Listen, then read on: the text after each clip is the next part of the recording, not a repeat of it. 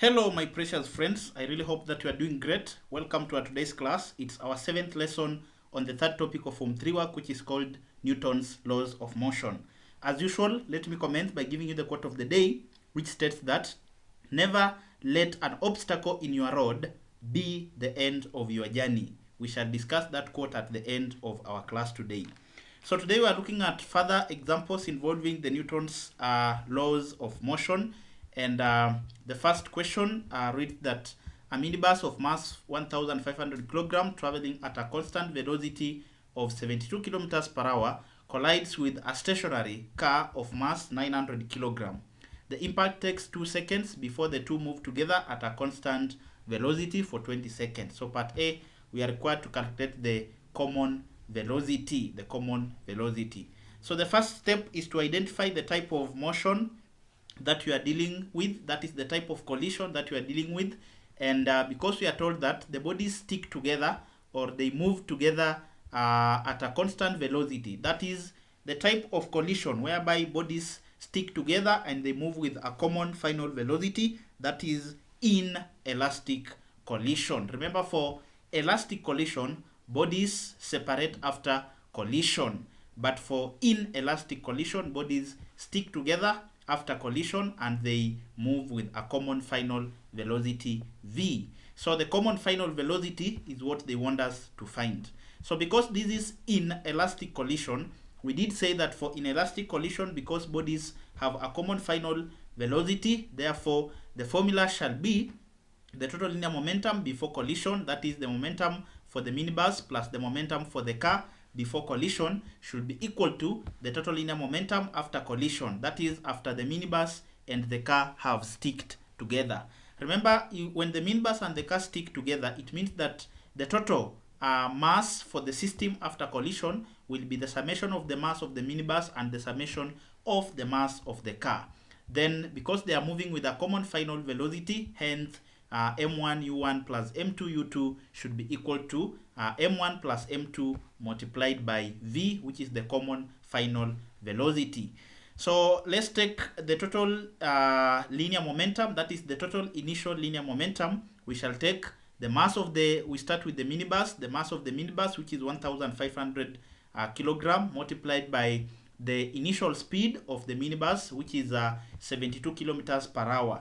But we know that the SI unit for velocity is meters per second. Therefore, we convert 72 kilometers per hour into meters per second. So to achieve that, 72 kilometers per hour simply means 72 kilometers divided by 1 hour.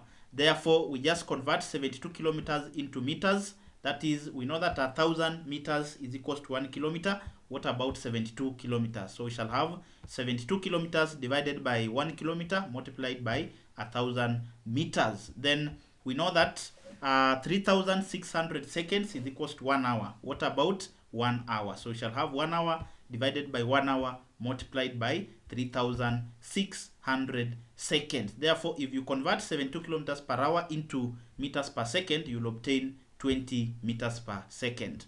Then we also add the total linear momentum of the second body, which was the car, that is before collision. So we shall simply take its mass, which was 900 kilometer, that is kilogram, multiplied by its initial speed.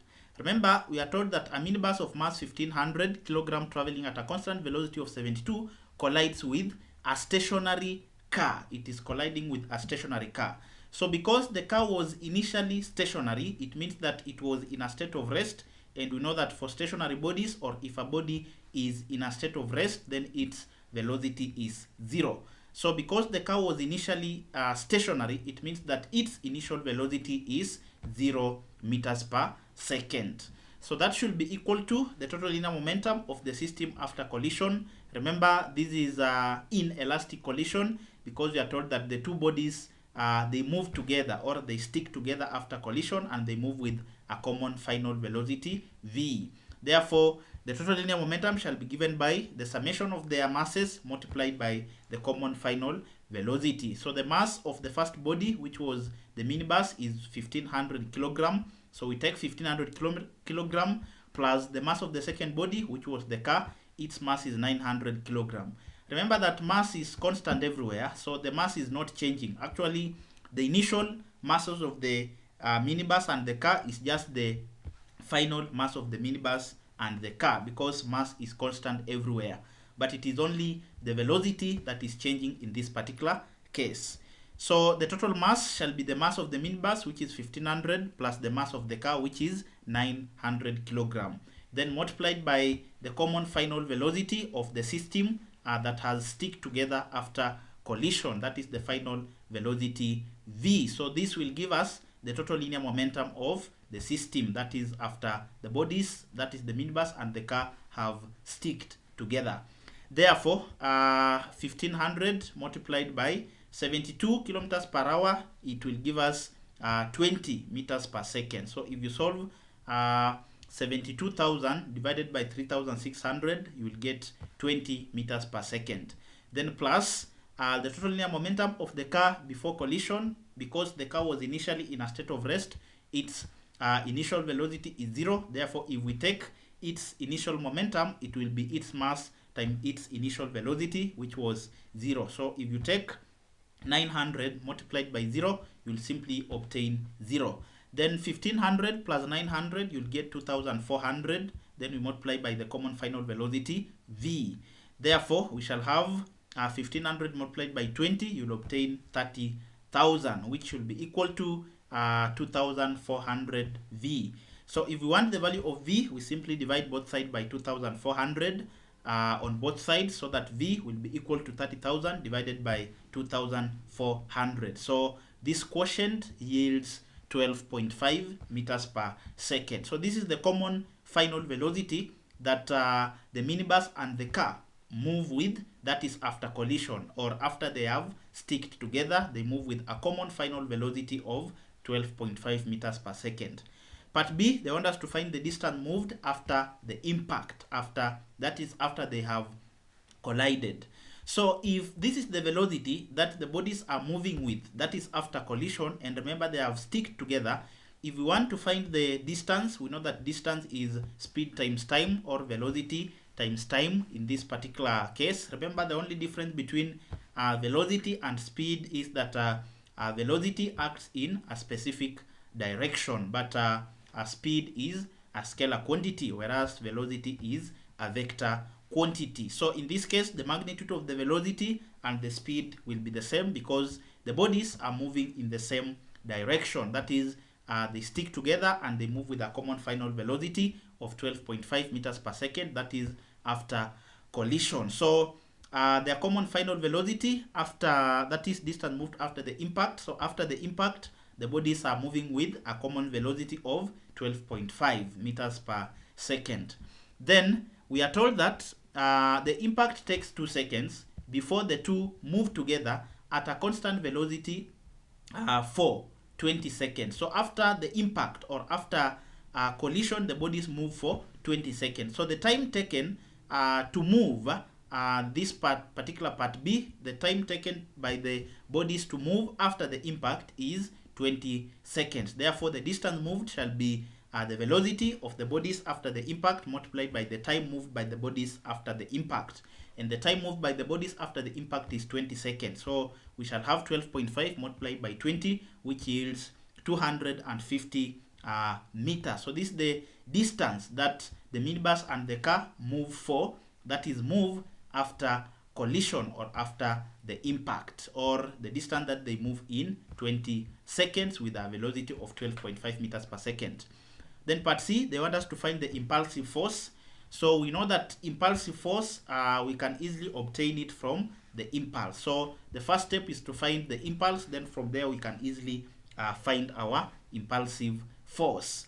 Now we know that impulse is equals to change in momentum. So if we want to find the impulsive force, we shall first of all find the impulse. So we find the impulse for separate bodies. We can find the impulse for the minibus or that of the car. Remember, the impulse will just be the same because the impulse is equals to the change in momentum. So we expect the change in momentum for the both for the minibus and for the car to be the same, because we did say earlier from the principle of conservation of linear momentum that the total linear momentum should be equal to, that is, momentum is conserved. The momentum is conserved for both elastic and inelastic collision. So because this is an inelastic collision, momentum is going to be conserved. Therefore, we expect the momentum for the minibus and the momentum, that is the change in momentum for the minibus and the change in momentum for the car to be the same. So if we use the minibus, if we find the change in momentum for the minibus which will be equal to its impulse, we'll simply take mv minus mu. That is the initial momentum for the minibus. We subtract the final, that is the initial minus the final momentum of the minibus. So mass times velocity. So because m is common, I can just factor out m so that I have impulse being equal to m into v minus u. So m is the mass of the minibus, which is 1500. So we have 1500 multiplied by the difference between its velocity. So the final velocity for the minibus, remember after the impact, or they stick together, they stick together and they move with a common final velocity of 12.5 meters per second. Therefore, v is 12.5 minus the initial velocity of the minibus. It was 72 kilometers per hour, which converted into meters per second, it gave us 20 meters per second. Therefore, u is 20.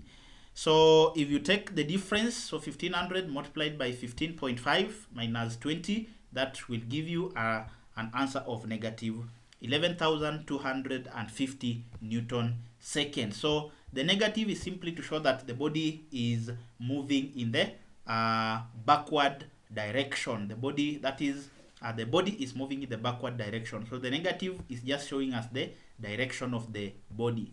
Remember, for a positive value, it means that the body is moving in the forward direction or in the positive direction. For a negative value, that simply means the body is moving in the negative direction or in the opposite direction or in the backward direction or in the reversed direction. So another person can also use the impulse for the car to find that is the change in momentum for the car to find the impulse. So the change in momentum for the car, which is equal to the impulse, will also take the final momentum, then we subtract from the initial, we subtract with the initial momentum. So again, m is common, so I can just factor it out so that I have m into v minus u. So the mass of the car was 900 kilogram, so 900 into the final velocity of the car. Remember, after collision, the bodies stick together and they move with a common final velocity of 12.5. Therefore, v for the car is still 12.5 minus the initial velocity of the car.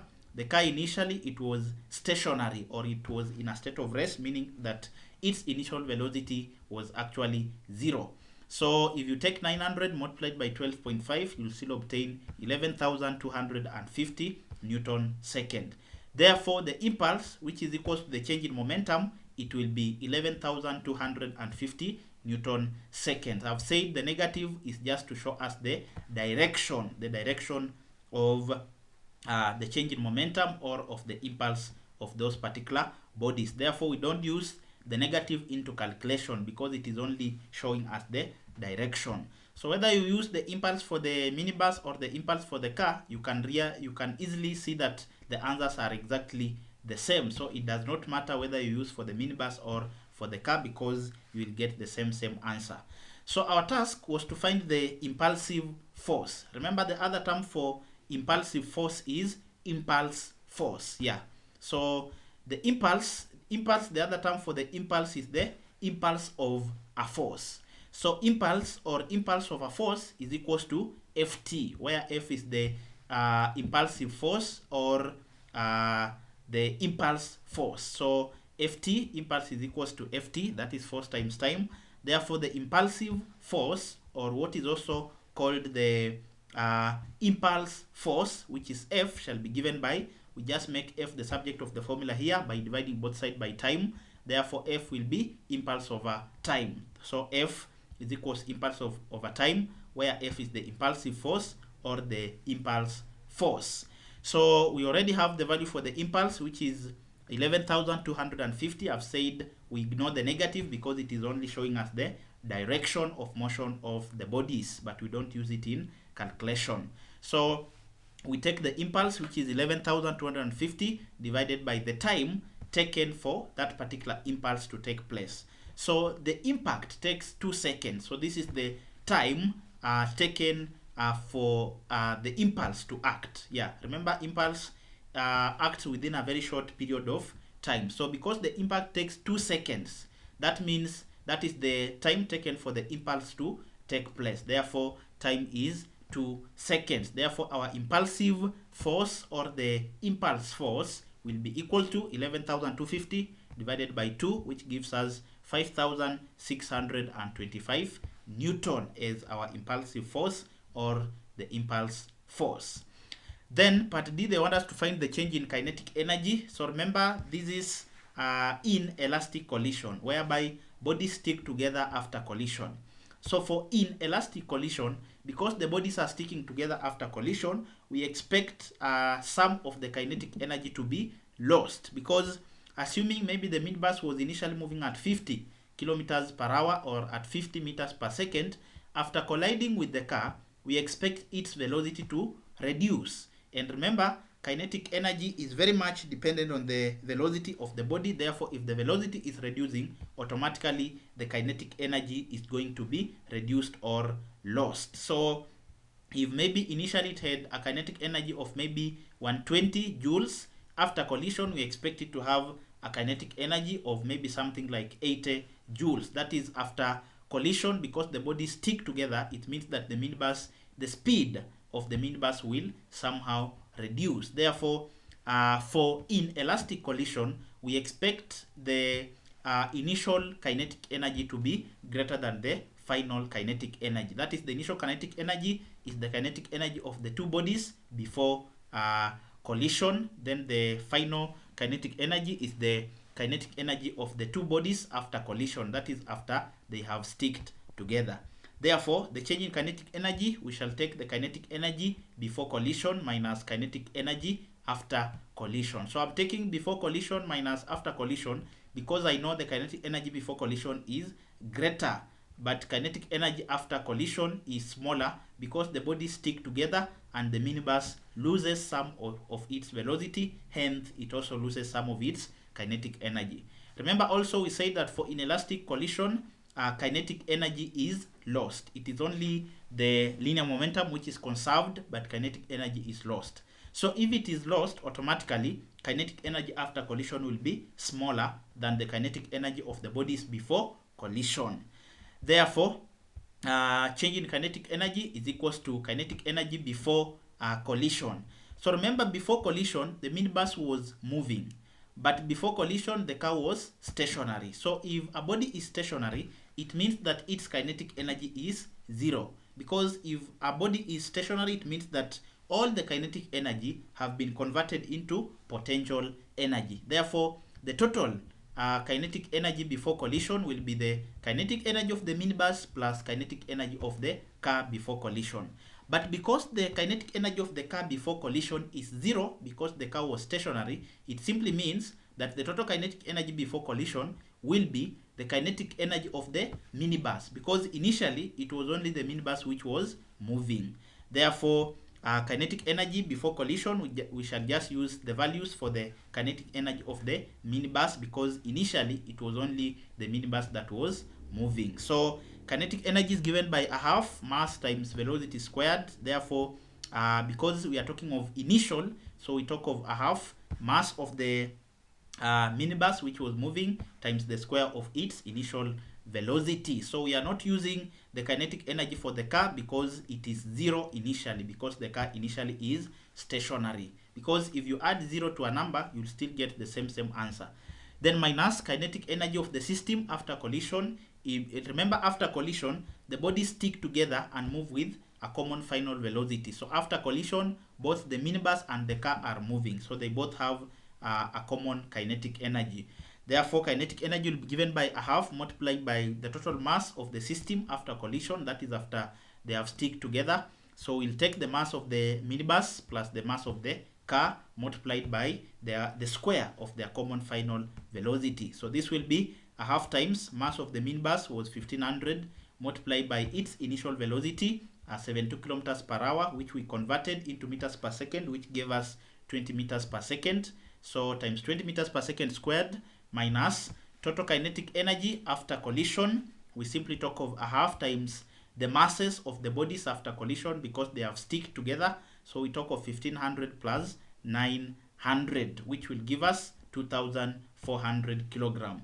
Then multiplied by the square of the velocities of the bodies after they have stick together or after collision. Their common final velocity was 12.5 meters per second. So 12.5 squared. So this computation will give us 300,000. Then this part will yield 187,500. So if you get the difference between the two, that will give you a change in kinetic energy of 112,500 joules. So that is the change in kinetic energy. At another example, which reads that a trolley of mass 50 grams moving on a horizontal surface at a velocity y collides with a ball of mass 500 grams resting on the same surface. So after collision, the ball bounces back along the same path at a speed of 0.5 while the trolley moves forward at 1.5. Determine the value of y. So because we are told that after collision, the ball bounces back along the same path at this velocity while the trolley moves forward. So this one is telling us that after collision, the bodies are separating. So immediately, the type of collision whereby bodies were separating after collision, that was elastic collision. So immediately, you just know that we are dealing with elastic collision. Then we said that for elastic collision, the total linear momentum before collision should also be equal to total linear momentum after collision. So for elastic collision, we were using this particular formula because remember, for inelastic collision, the bodies do not have a common final velocity. That is, each body has its own final velocity. That's why we are not factoring out maybe v, because v is not the same.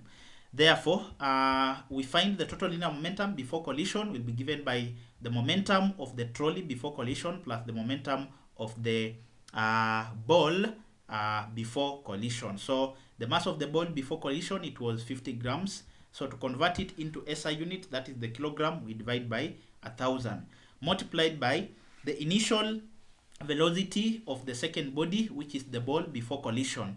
So we are told that a trolley of mass 50 grams moving on a horizontal surface at a velocity y. So this is the initial velocity of the trolley. We are given as y plus the total linear momentum before collision of the ball. It will be the mass of the ball, which is 500 grams. To convert it to kilogram, we divide by 1,000 multiplied by its initial velocity, that is before collision. So we are told that a trolley of mass 50 gram moving on a horizontal surface at a velocity y collides with a ball of mass 500 gram resting on the same surface. So it means that initially the body or the ball was in a state of rest. Then we know that if a body is at rest, it means its velocity is 0. And therefore, because the ball was initially resting, it means that the initial velocity of the ball is 0. Then that should be equal to the final velocity. That is, after collision, the ball bounces back along the same path at a velocity of 0.5. Therefore, for the first body, which is a trolley, so the trolley, its final velocity, its momentum will be its mass, which is still 50 grams over 1,000 times its final velocity. So after the final velocity, the trolley moves forward, or it moves in the positive direction at 1.5 meters per second. But after collision, the ball moves in the ball bounces back. So to bounce back means it is moving in the opposite direction. Therefore, its velocity will be negative. So the negative is coming because the ball is bouncing back. So if you are told the ball is bouncing back or moving in the reversed or in the opposite direction, then it means its velocity will be 0.